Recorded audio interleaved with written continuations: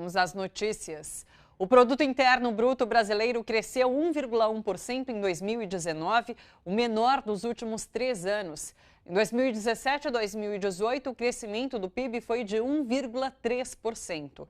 De acordo com o IBGE, com esse índice, a economia brasileira volta ao patamar de 2013. E Jair Bolsonaro fez piada com esse resultado. Hoje, na saída do Alvorada, o presidente se juntou a um humorista que gravava um quadro para a TV Record na frente do Palácio. E assim contracenou com a imprensa. Uma cena constrangedora.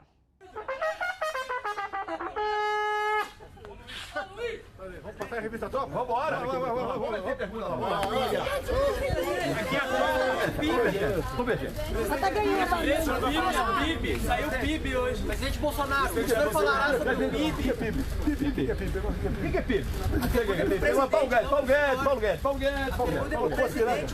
Posso piranga. Outra pergunta. Presidente, comenta o PIB conosco, por favor. Mas é o Paulo Guedes, é economia. Tá, obrigado. Uma pergunta? Outra pergunta? Eu acho que não tem mais que perguntar. Não tem, né? Gosto de você, mas Caso Marielle. A Justiça quebrou os sigilos fiscal e bancário de Rony Lessa e Elcio Queiroz, acusados de assassinar a vereadora Marielle Franco e o motorista Anderson Gomes em março de 2018. Os ex-PMs também tiveram os bens bloqueados, entre eles casas, terrenos e dinheiro.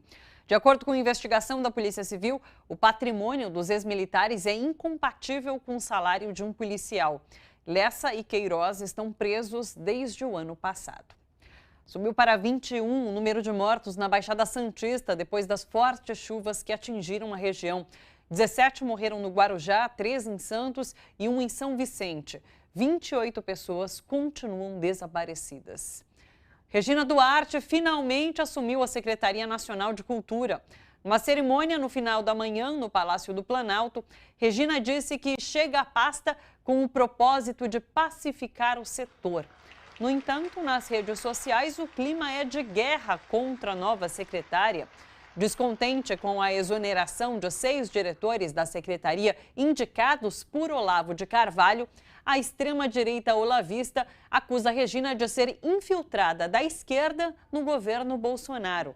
A hashtag Fora Regina amanheceu entre os assuntos mais comentados do Twitter.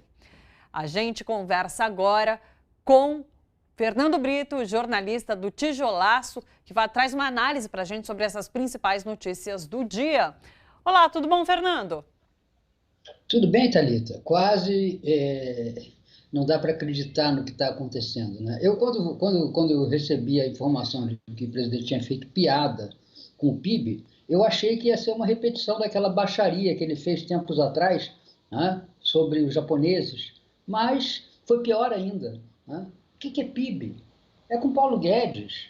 É uma coisa impressionante, total falta de responsabilidade do presidente, principalmente no momento em que o país, como todas as nações do mundo, está se defrontando com a ameaça de uma crise internacional da maior gravidade. Hoje saiu a notícia que a Lufthansa, por exemplo, essa gigante alemã da aviação, dos 750 aviões que ela possui, ela estacionou e parou 150. 20% da sua frota aérea. Quer dizer, as empresas aéreas, o sistema de turismo, hospedagem, hotelaria, restaurantes na Europa está parando. Está parando. E vai parar também a produção, como parou na China, a produção industrial, e como tem que parar na Coreia do Sul. A Itália pagou caro por retardar essas medidas. Hoje o país está com 3 mil casos e mais de 100 mortes, 107 mortes, por ter se atrasado nas medidas de contenção. Então, é muito grave que um presidente da República, diante de uma ameaça como essa, o dólar a 4,56, o euro a 5,7, a Bolsa de Valores despencando, não conseguindo sequer acompanhar a festinha que a Bolsa de Valores de Nova York está fazendo com a vitória do Biden nas primárias democráticas. Então, isso é sério demais para ser levado como piada.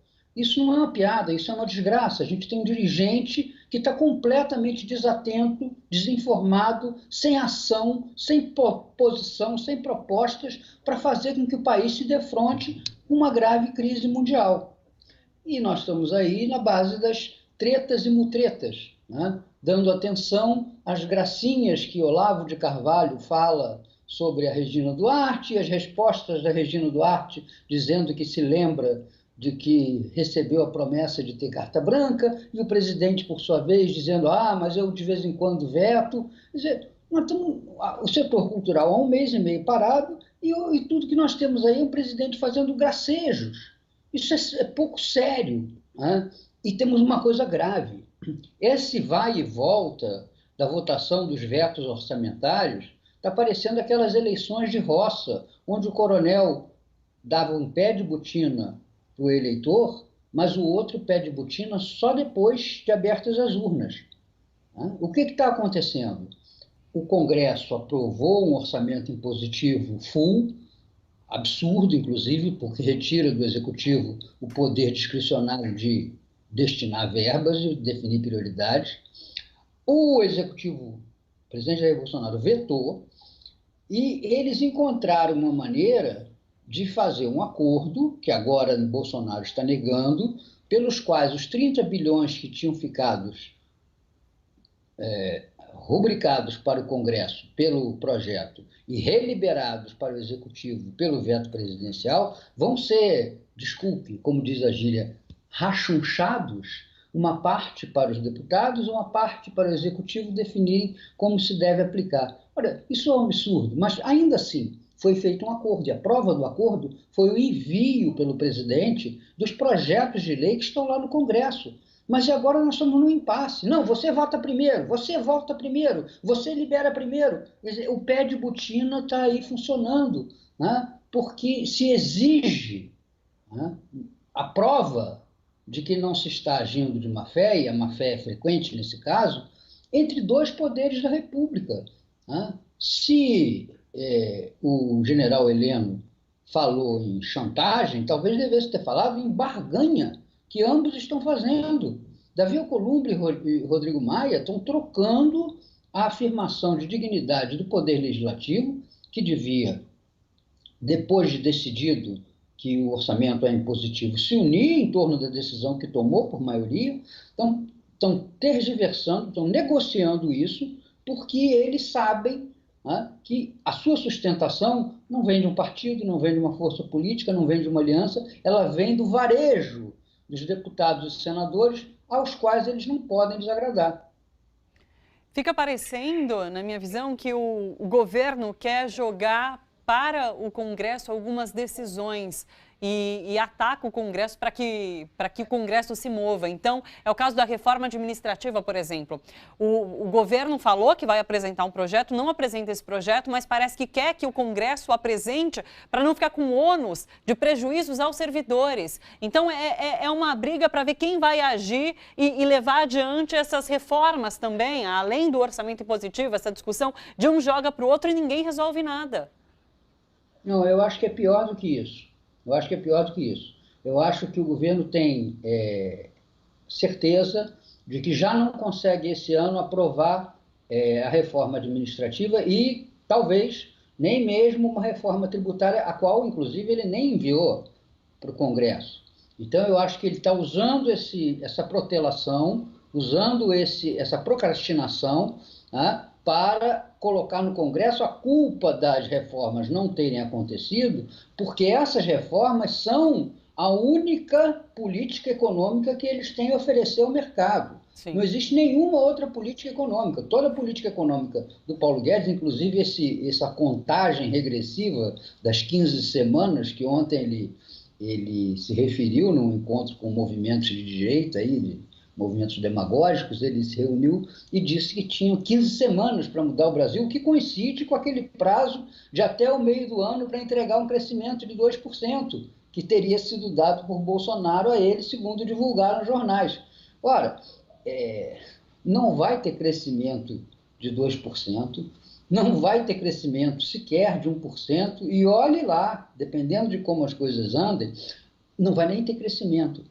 Hoje, a economista responsável pelo setor de contas nacionais do IBGE, ao anunciar a variação do PIB no ano passado, ela disse com todas as letras que a crise do coronavírus já impactará o PIB do primeiro trimestre, e PIB do primeiro trimestre leva em conta, primeiro, o mês de janeiro, que estava fora da crise, segundo, o mês de fevereiro, em que as encomendas e compras já tinham acontecido, e só a partir desse mês de março, os pesos reais da interrupção das cadeias produtivas e do comércio, das limitações do comércio mundial, começa a pesar sobre a economia. Quer dizer que isso vai pesar muito mais no segundo trimestre do ano do que no primeiro. Então, o que nós estamos tendo agora é um passado ruim, que é o PIB de 1,1%, tá? E uma perspectiva pior ainda, que é o PIB que virá depois desse terremoto que aconteceu no sistema produtivo mundial. E, Fernando, essa procrastinação que você coloca alimenta a narrativa de que precisamos fechar o Congresso, porque é o Congresso que impede, de fato, a retomada da economia. Então, quando o Bolsonaro envia para os colegas, para os amigos, esse vídeo falando em fechamento do Congresso, se trata disso, né? Thalita, eu tenho chamado essa história de essa marcha, fechamento de Marcha de Tararé, em homenagem à Batalha de Tararé, na Revolução de 30, que é a famosa batalha que não aconteceu. Tá? Jair Bolsonaro não tem condições políticas de estabelecer um regime autoritário que implique fechamento do Congresso ou do Supremo Tribunal Federal. Não existem as condições políticas para que isso aconteça. Não existe unanimidade militar, como demonstrou o general Santos Cruz no seu pronunciamento. Não existem condições políticas no mundo para que isso aconteça. O cenário é completamente diferente do cenário de Guerra Fria de 1964, e o tamanho do Brasil impede que isso aconteça. Não temos aqui as condições de ter um Erdogan. Não vai acontecer isso. Né? Muito mais por incapacidade do Bolsonaro, muito mais por ainda resistência de alguns setores democráticos, até do que da nossa própria mobilização de rua. O fato, porém, é que isso está fora. O que Bolsonaro pretende, e ele consegue fazer, é manter esse estado de agitação permanente. Sim. É preciso manter excitado esses elétrons dos seus movimentos para que eles criem uma atmosfera estática, com medo, né? Alguma coisa que dê choque nas pessoas, que amedronte.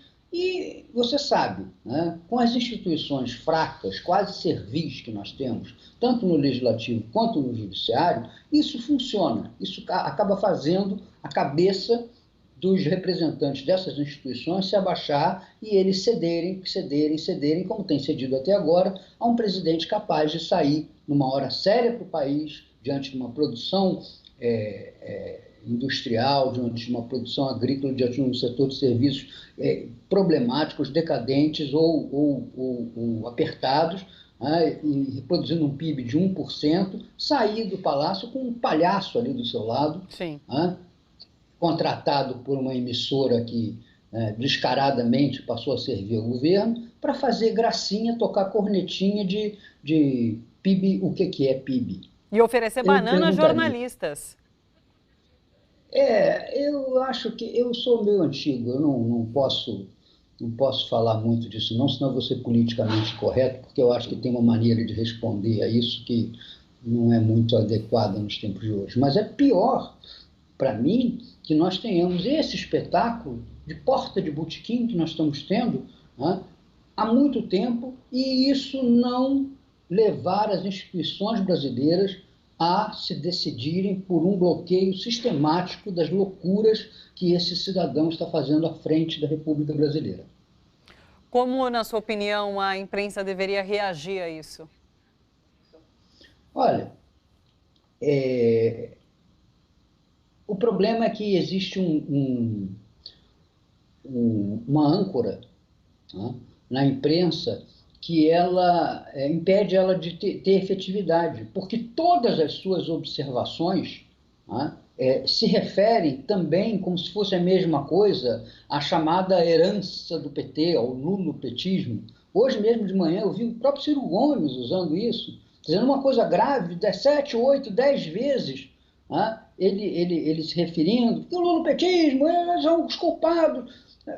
É preciso tirar isso da cabeça. Ou nós formamos uma frente ampla, democrática, que inclua todas as pessoas com poder político ou com referência popular no Brasil, e isso inclui claramente o PT e o Lula também, para bloquear o caminho dessas aventuras, ou então nós vamos continuar diante da população sendo incapazes de oferecer um referencial para ela.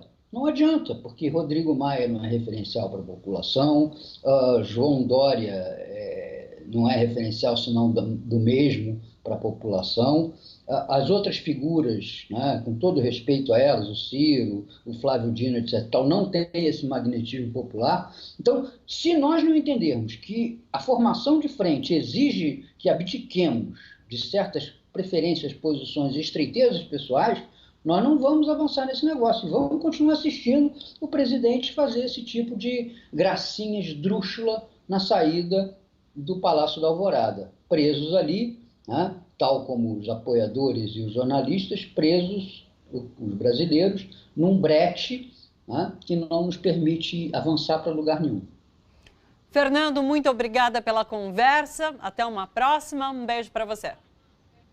Outro. Até logo. Até a próxima vez. Até.